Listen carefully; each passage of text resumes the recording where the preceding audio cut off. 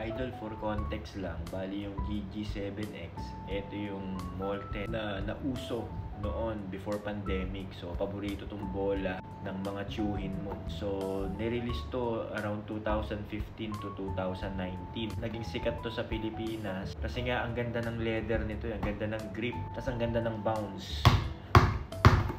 Nakaka-shooter, ang daling gamayin. So, madaling salita, naging paboritong bola to ng mga tiyuhin natin sa basketball court. Wala ka nang mabibiling original nito, ang hirap na maghanap. Kung may mabibili ka man, mga tira-tirang stock na lang siya, tapos nagkaubusan na talaga. Tapos may mabibili kang mga second hand, ang mamahal na. Kasi nga, biglang diniscontinue ng Molten yung mga GG series nila. So, nag-stop sila, tapos ang ipinalit nila sa GG7X ay yung mga BG series. Yun yung mga BG3A, BG4000, BG45. Ito yun. Ito yung BG. Maganda rin yung BG actually. Mas makunat ang leather nito. Kumpara sa GG series, mas madali itong mapudpod.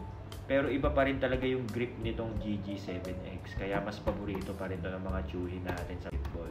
Ngayon, etong BG, in-improve nila yung leather. Ang problema sa BG, kapag bago pa to, ang dulas. Mapawisan lang ng konti, buhanginan lang ng konti kapag sa outdoor ka naglalaro, ang bilis niyan dumulas. Hindi katulad ng GG7X na makapit talaga siya kahit bago. So, ang ganda ng grip niya. Pero kung pakunatan ng lead, mas makunat talaga itong BG. Mas matibay, mas matagal mapudpod, mas tumatagal. Ito, mabilis mapudpod pero makapit, masarap gamitin. At ang naman, ang BG45 naman, kapag napudpod na to ng konti, ang sarap na rin ng grip niya. Makapit na din siya. So, usually, kailangan mo muna siyang gamitin ng konti, pudpudin ng konti, para mas gumanda siya gamitin. Hindi siya madulas. Madali rin gamayin. So, all maganda naman yung pinalit ng Molten. Yun nga lang, dahil diniscontinue nila tong GG7X, nahirapan na maghanap ng ganito. At naglabasan na yung mga peke. Yung peke nito, talagang iba yung grip, mabilis talagang mapudpud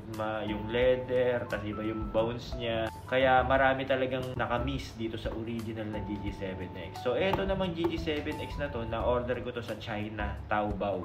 So, nung na-order ko to ay sabi ng mga comment, sa China na lang daw talaga nagre-release ng original na GG7X. Sa Pilipinas, mahirap makahanap. Usually, kung makakahanap ka man siguro sa online, maraming nagkakalat na mga peke at nagke-claim na original. Pero makikita mo yung original, ganito dapat. Nakaprint lang yung barcode niya. Tapos, makikita mo talaga sa LED na yung original, ibang-iba sa peke. So, yun guys, GG7X. Alright.